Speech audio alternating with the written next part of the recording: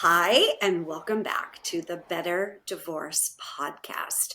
I am Paulette Rigo, your host, and today I am lucky enough to be blessed with Nikki Tucker's presence. She is a CDFA, and if you don't know what that is, you will know in a moment. She's a speaker and founder of the FIIRM Approach. She is known for being a problem solver, since her experience and her time involves helping female breadwinners strategically exiting their marriage and work on their new financial life post-divorce as a personal finance strategist. Welcome to the show, Nikki. Hi, thanks for having me. I'm very happy to be here. It's a big topic because it's a big problem. Now, I think it's 60% of divorce involves children. Not all. Everyone thinks it's 100%. It's not. It's about 60. And 85% of divorce involves the sale or purchase of real estate. But 100% of divorce involves money. Absolutely. Now, it's duh. But now whether you have $2, $2 million, or $2 billion, this isn't about how much money you have. So everybody, deep breath. Grab your coffee or an adult beverage or whatever you're drinking, mine is water, and take a seat and learn, because 100%, did you hear that? Everybody listen up. It involves money and you need to be prepared. It is so vital that you do not go into this, hear no evil, speak no, I did that wrong. Hear no evil, speak no evil, see no evil. If you know what that is, this is a silly little thing from I don't know when those monkeys were invented, but you know, the little monkeys, right? I mean, you got to take the blinders off, right? Right? So you got to open your eyes wide open to the reality of this. And one of the things I am asked all the time, whether I'm mediating with couples or I'm coaching individuals, is how the hell am I going to pay for it? Mm-hmm. It's a big question. We're going to talk about today. So listen up, everybody. Grab your notebook. By the end of this podcast, you are going to know different ways and strategies and methods that you can plan for paying for it. Now, before that, I want to ask you, Nikki, why would you possibly want to help anybody go through this? Because this is a tough topic. So tell us a little bit about your background, why you want to be a CDFA and a financial expert, but why do you want to help people get through divorce? Well, again, thanks for having me. And it's a legitimate question. And my answer is varied. So I'll try to get through it, the short version of it. I have always loved the financial numbers, math side of things ever since I was a little kid. So I majored in finance in school and college. I have an MBA and then continue to always work in financial services. So I've been in the industry, finance in general, for over 20 years. The one thing that I started to do was teach personal financial literacy when I was also in college. So I've taught everyone from as young as first, second grade to adult learners getting GEDs and trying to help them the importance of managing money, protecting your financial security. So that's near and dear to my heart. The other thing, though, is as I was continuing my career, I noticed how, when you graduate from high school, you do it together. When you graduate from college, you do it together. Most of your friends, you start getting married around the same time. You have babies around the same time. You don't experience divorce together. And so I had friends and family who were in unhappy marriages and afraid to leave because of all of these things that they thought were true about the divorce process, but wasn't. And I was married and had never been through a divorce. However, at that time, I was thinking, this can't be right? These things that they're saying, they sound untrue. And so it made me pursue the path of learning more about divorce and getting the certification in order to kind of combat the misunderstandings. That was the first motivation.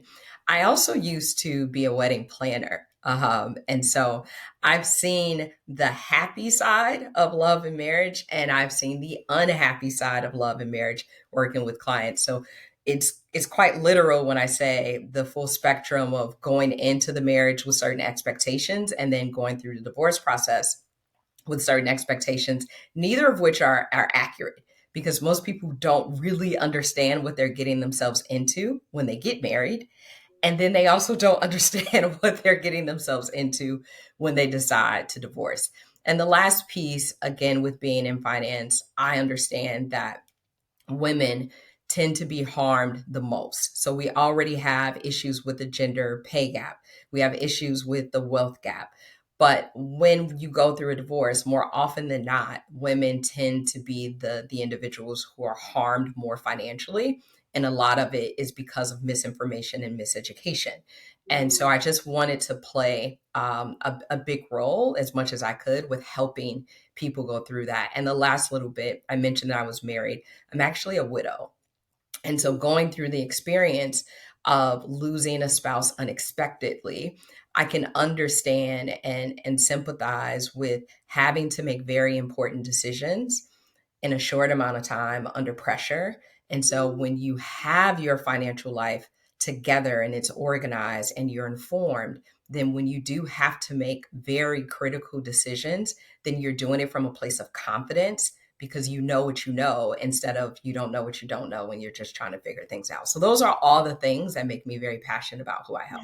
Well, that is quite the gamut, and thank you. You've made such good points with that. Let's go to the beginning one because I had this light bulb moment. Yes, we do graduate from, well, kids graduate from kindergarten now too, isn't it funny? I'm Yeah. like, no, they don't. They're just, nobody graduates from kindergarten, but sorry, I just have, from a 60-year-old woman, I always thought that was so funny. You graduate from high school, I graduate from college. It's like this tribal thing. It's like this cultural community. Like we're doing it together, all like a tribe, right? We're all this, your friends, your neighbors, your whole, I don't know, community, like your world, right? It's something we all do together. But then divorce is like, it isn't something you do together and you feel so alone. Like, why is everybody else happily married? And, I mean, it's just so isolating. And I also thank you for sharing the loss of your spouse because we don't plan for that either. Even if it's an illness and we know it's coming, we still, it doesn't feel the same when it happens. So, to my experience, with other people in my life that have passed. So it is a very isolating time in your life because you feel alone. It's terrifying to feel so alone, abandoned, fearful. Everything is new, scary. So you don't, there isn't that locking arms and doing this together. And it is sort of a eye-opening time in your life when you're now doing something alone. So thank you for that. So we try, or at least I do in my community, is to make sure that I pair clients together or other people. Even now virtually, they don't even have to live in the same, area, with somebody who can be compassionate and listen to, because it's nice. And then the idea of not planning. You just don't have any experience or tools. You use the term financial literacy. No, there's no financial literacy. I think we should teach all young adults marriage literacy and financial literacy as a course. Why are they not taking at least a semester on this type of life skill of understanding it? I always say, oh my God, if I could get my hand on every junior in high school and sit them down, even for a 2-hour workshop about love and marriage and divorce, I bet there'd be a much lower divorce rate. They don't realize it's a legal binding contract. They think it's about a dress and a cake.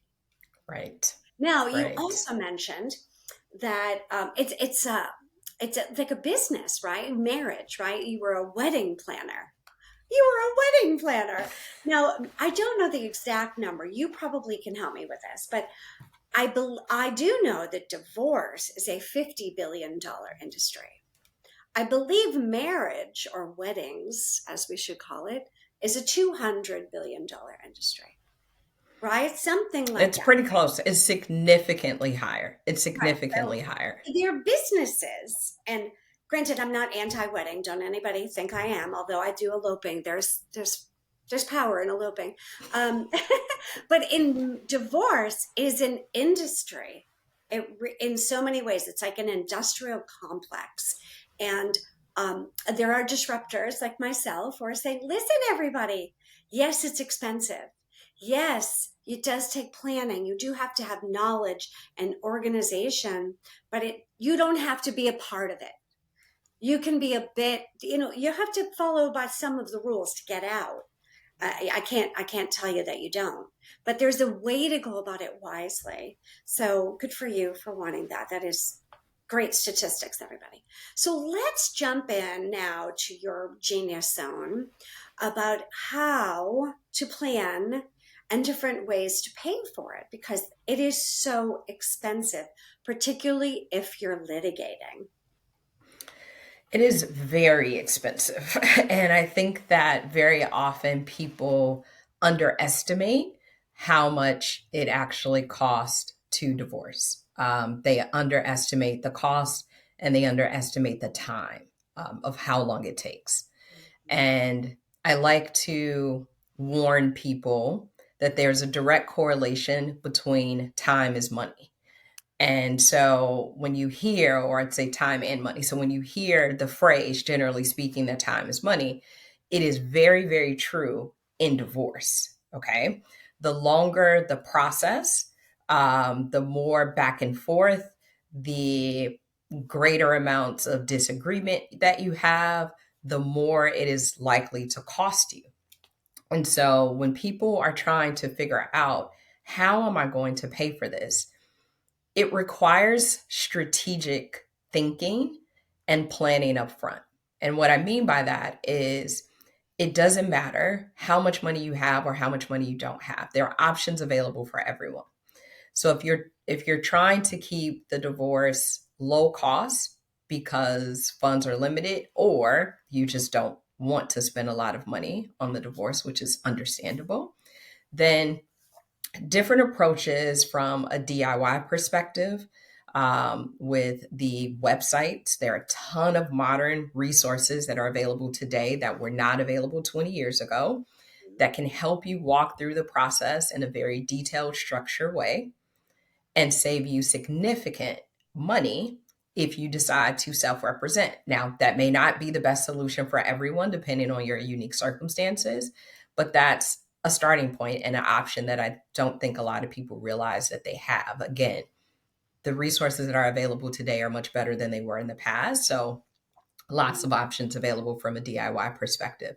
The other thing that won't cost you a significant amount of money when you think about the preparation side is venues like this. So, listening to podcasts, watching YouTube videos, reading books about divorce. If you have an understanding of what you're getting yourself into, the thing I just said about time and money, you're more likely to be able to move through the process quicker. I won't say like you can zoom through it, because that's just not always the case. But you can get through the process quicker because you understand what to expect. You understand what will be required of you, the documents that you'll have to submit, the questions you'll need to answer, the considerations that you need to keep in mind for your family. So books, podcasts, YouTube, all of those things can help you with that. Blog Then I've too, right? And blogs are good too. Exactly. And I have a blog. Why didn't I say that? And there's a little bit of that. I just want to add that you be careful what you read. Just because it's on the internet doesn't mean it's real. I'm not saying real as in it, you're not holding it in your hand, but accurate to your situation. And it's also legal jurisdictions and state by state by state by sometimes even county, right? So there's the big 30,000 umbrella, like whoa, of looking out of the plane, and then maybe you got to look, okay, how does this apply to me, and just pull out what works to you. Doesn't mean it's not valid information, but say, in this article, in this podcast, in this blog, in this whatever the heck it is, how does this information help me?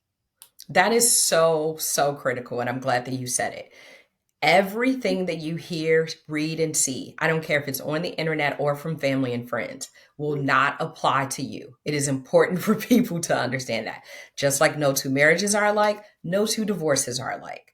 And the state to state thing has a huge impact on what may happen in your particular case. So I'm glad that you called that out. So then after we get past some of the DIY options and self education, I think the other thing, particularly if you have low income, if you fall into low income categories, again, depending on the jurisdiction you're in, legal aid organizations, nonprofit organizations, and pro bono legal services are options. And so individuals can reach out to their local bar association and find attorneys or firms that are willing to offer pro bono legal services for certain divorce cases. There are legal aid clinics pretty much in every state, may not be in every city, but in every state, there are options and support services, and also law schools and community organizations. So these are people who are skilled and are experts within the divorce space, but can provide you services at a lower cost. And so that's an option. The last couple of things I'll mention, because there's so many, so I won't cover them all, but the last couple that I'll mention is your employee benefits. So if you are working, okay, sometimes your job may have an EAP program as an example. So that's your employee assistance program, where you can work with different professionals or their discounted legal services or just different options, therapy as an example, because that's also critically important when you're going through a divorce. Working with coaches, professionals, whomever, they may support the cause and that it doesn't cost you anything, or it's just deeply, deeply discounted. And then the last piece is about your support network or your own personal financial situation. So under your own personal financial situation, the reason I bring that up is if you're thinking about divorce, which the average person is thinking about divorce for at least a year, probably longer, okay? Then you have some time to create your own little divorce sinking fund. Now, let's be clear, it's still part of marital assets if you're legally married. However, it gives you an opportunity, just in case that you end up divorcing, that you have money set aside for a retainer if you need that. You have money set aside if the situation arises and there's a safety issue and you need to move out, whatever the case may be. You can plan ahead of time when you just start to think about it and say, I think it's time for me to start putting a little bit to the side, right? And when we're considering divorce, we don't often share that information.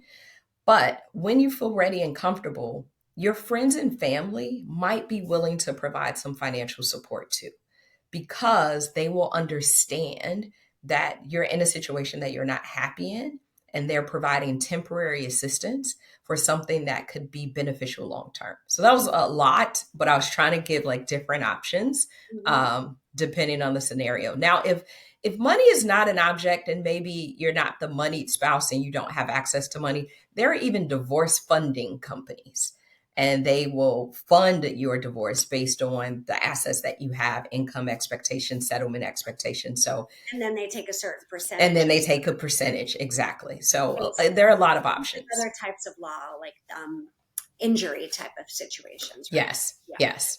Yeah. Yeah, it's very interesting. Naturally, you touched on DIY to start, and there are people that can DIY. If you do not have children and you've been married under 5 years, and I'm going to call it, you think it was a mistake. I'm going to call it like the shotgun drive through Las Vegas. Oops. Britney Spears moment. Oops. I don't mean to pick on poor Britney, but I think she got married a few times. That wasn't the smartest thing. Annulments, not saying that's your situation, but there are, if you've been married under 5 years, you don't have children, you don't have significant assets, don't litigate. Go down to the courtroom, fill out your little complaint, tell them it's uncontested, give them a $250 filing fee. You can't get away with that. You're going to have to save up that money. That nobody waives that. Sorry about that. I think even low income, they're like, that's what it is. I could be wrong, but maybe there are some circumstances in which that's. I have seen in some domestic violence cases where there definitely would be some of those services that you mentioned would step in and do pro bono. If it's a domestic violence or even coercive control, where you are feeling truly manipulated and controlled and feeling very unsafe for you and your children's well-being, I find more of those services are more apt to help you. If you don't have children and there isn't any coercive control or domestic violence issues, they tend to be not as gung-ho on your case, right? They're a little bit more, they really want to help those that need help, right? I mean, let's all face it, that's what we all want to do, is help people that need help. So I do find that. But if you are in that situation, I agree with you, that probably would be a good option. Now, saving money, putting away that little nest egg, as my grandmother used to call it. She would call it her mad money. She would always tell me to keep $100 bill in my bra when I went out on a date. That was a long time ago. Maybe I'd be like, Grandma, of course we called her Dee Dee. Why? She goes, well, you never know. You could be out to dinner with him and he could just, turn into some, I don't know the word she would have used, ungentlemanly like, and you just get yourself in a cab, young lady. You do whatever you get out of there. You need that mad money with you. So yeah, you need to start. I have a little thing in the laundry and it says wine fund or something like that. So it just stack away you do the laundry and what do you find? Money. Always find a few bucks in the laundry, right? So, I mean, yeah. So I always say when you go to the grocery store too, It's the best time. It's just, the best you don't time. have to do a lot of money, but it says to you, do you want any cash? Hell yeah, you do. Yes, I do. So you Yep. go, I want, even if it's $20, $50, don't be, be inconsistent. Don't always have it be 50, 50, 50, 50, 50. Like even if it's 10 and then it may be 100 or maybe 50. And then you'd be surprised how much that money will add up in a month's time, a year's time. You'll have a couple $1,000s before you know it, right? I mean, so there's Absolutely. I so many absolutely ways agree. you can save money, squirrel it away. Just make sure they don't find it because then you get in Hmm. trouble. So make sure you have a safe place for journaling your thoughts, your feelings, your money, sacred space that you can have, because you don't want, they'll be like, why are you stealing this money? Where did this money come from? So be really, really careful, especially if you have a safety issue. Now, family is a key thing, right? And it may not be the family that you think it would be. Like, oh, it'll definitely be my mother or my grandmother or you never know. And think about who is it in your family that either went through a divorce or is in a bad marriage that maybe has a little bit of money. I don't mean 50 grand to give you, but like, some basic money, even if it's $1,000 or something, and say, I'm really thinking about divorcing for the following reasons: my safety, my children, whatever your laundry list is, thing of reasons. And it might be that person in your life that comes through for you, right? If you have that place where you feel like you can share your heart and what you would. It's usually probably not the person you think would give you the money. It's going to surprise you, and so it might even be a friend. You never know. But yes, you're so right, Nikki. So be really careful with that. And I suggest a lot of women take very small part-time jobs. Hmm. Like Hmm. 5 hours a week, that kind of thing. When the kids, especially if the kids are in school, Yeah. 10 hours a week. You'd be surprised how much you can save. And it's your money, your nest egg. Yes, you probably have to tell them that you're doing it and all that. But, even if it's a multi-level marketing thing or just working at Walmart for a couple hours or who knows, whatever, just get some little part-time job.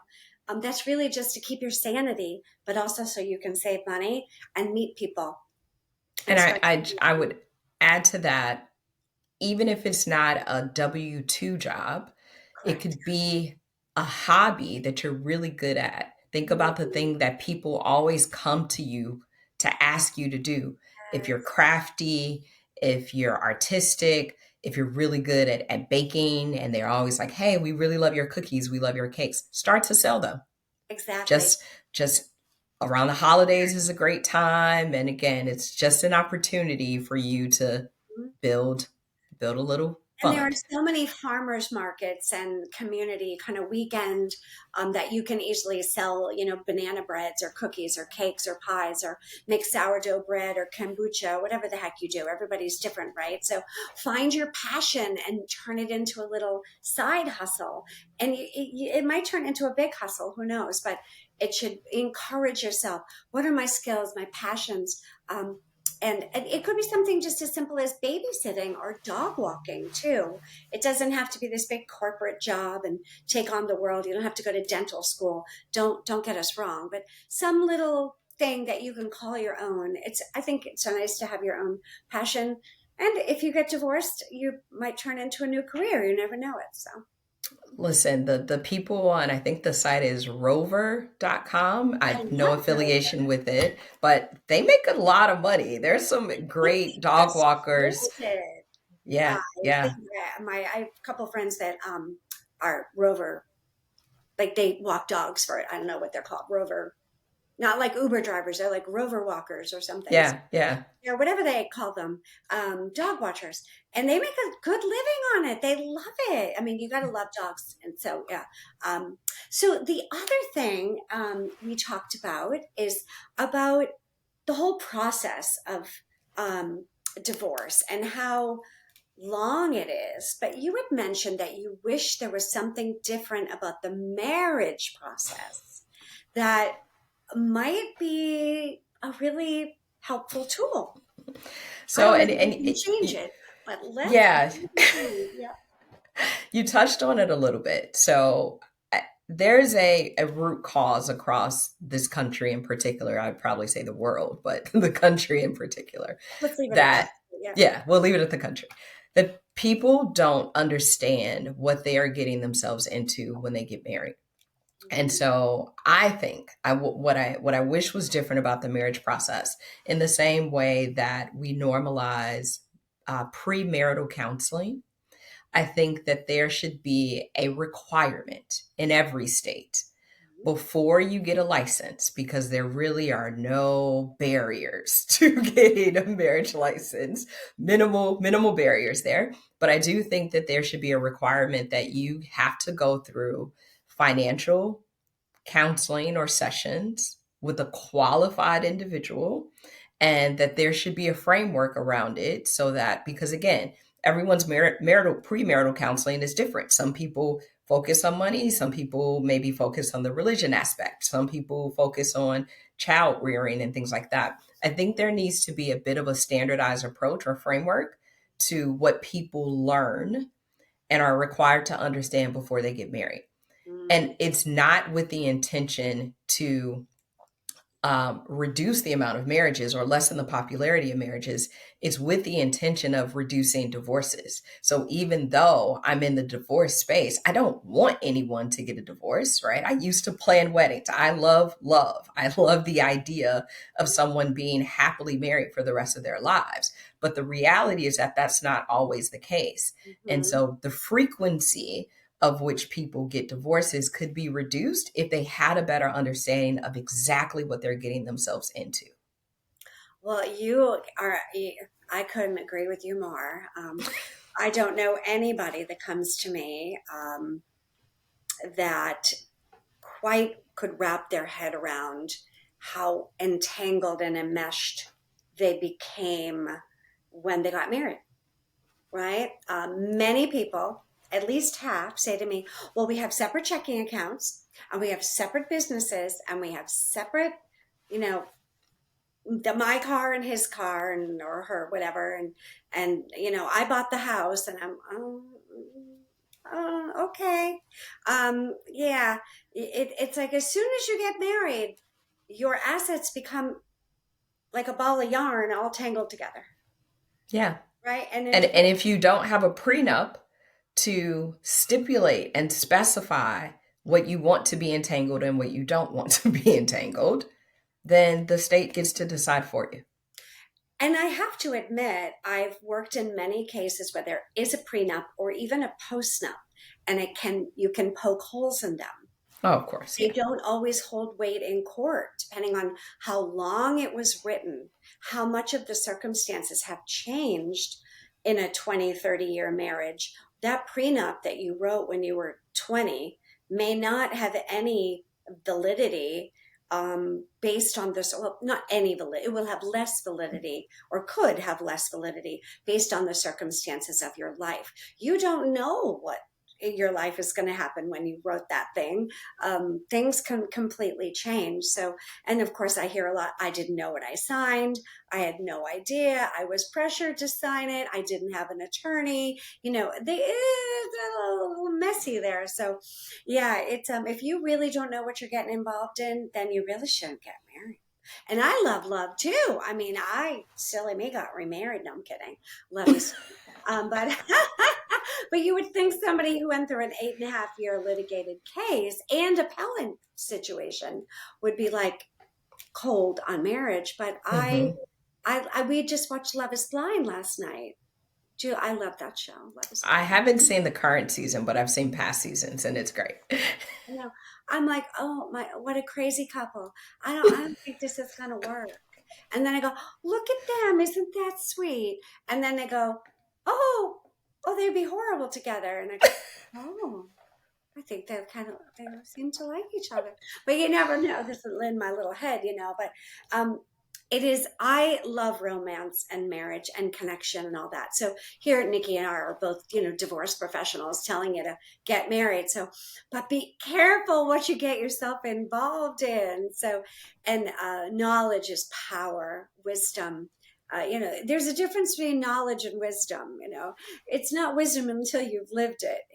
You could read a book about swimming, but until you get in the pool, I wouldn't get in the pool until you No, no, read a yeah. book about swimming. Doesn't mean you're going to drown. So, reading a book about driving doesn't mean you know how to drive a car. So, it really takes some experience. And so, thank you so much. Divorce is expensive. This is my takeaway. There's things you can do. Um, be careful not to run to an attorney and just plunk down whatever amount of money and not know what you're getting involved in, because it will cost you a boatload of money. And even if you have a boatload of money, why would you want to throw it away if you don't need to, right? Um, and there are spouses that just refuse to understand what an equitable division of marital assets mean. They just think it's To, mine. I made it. to, It's not to, yours. Too bad. it's to their detriment, though. That's when you're literally wasting money fighting a fight that you're not going to win. Right. I know. They don't, but they don't care. Anyway, well, what is the best way for people to learn more about you, Yeah. working with you? So the firm approach is, and it has two eyes. So I always have to call that out. Firm has two eyes.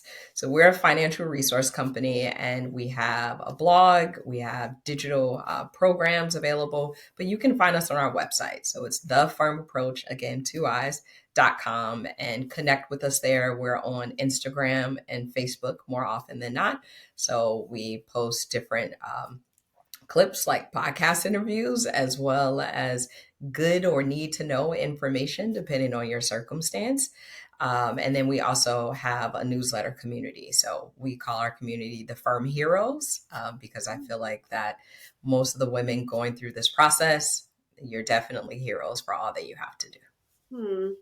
Well, it's such an honor. Thank you for your story and your tips and sharing a bit of your wisdom with everyone. The FIIRM approach with two eyes. Now, Nikki's in Chicago, but she works in all 50 states, so don't hesitate to reach out. I know my lane. I think I know a good amount about the money piece, but I definitely step out of my lane as soon as I say, yeah, that would be a question for a financial expert, or that would be a question for a real estate expert. So I'm a little bit of a cheerleader and a quarterback when it comes to divorce, when it comes to coaching and naturally mediation. Neutral party, just working with one party. So listen, everybody, if you are contemplating, plan, plan, plan. Do it wisely, do it discreetly, do it well. and make sure you don't jump in until you've garnished all of your facts, every piece of it, and make sure you get the right team to help you. So always making it better. Until next time.